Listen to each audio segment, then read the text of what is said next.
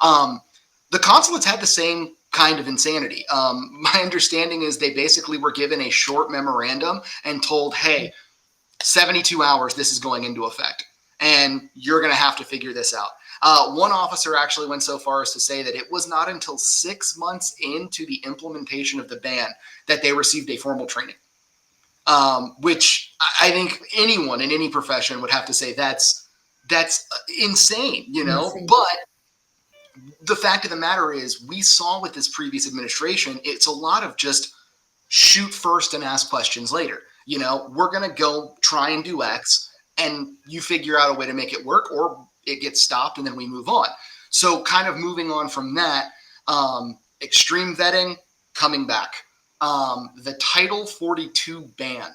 The Title 42 ban was previously used during COVID at the southern border as a reason to deny entry to migrants because they were in a country that had a communicable disease. COVID obviously was the name of the game there. There is talks that they're going to attempt to use that again.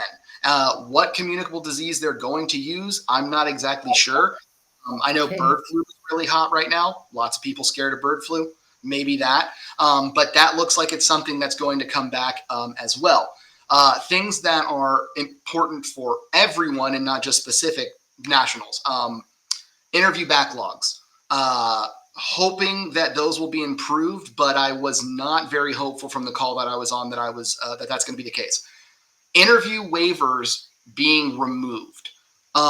There was talk about what were the easiest ways to make the immigration system function worse, meaning making it more difficult for people. The removing of immigration waivers, which was something that did happen in 2017, is an easy way to make a slow system even slower. So that's a possibility as well.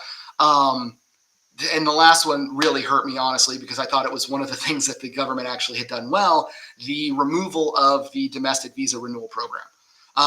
Sure, some people are aware that there was an implementation of a pilot program for the domestic visa renewal. It saw, tons of positive feedback from the community. And of course, that would make sense that if it was a positive thing, it'll be taken away.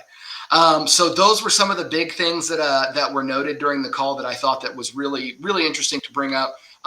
If you're a Russian foreign national or a Chinese foreign national, get ready for, enhanced vetting, probably an increase in the provision of 221Gs.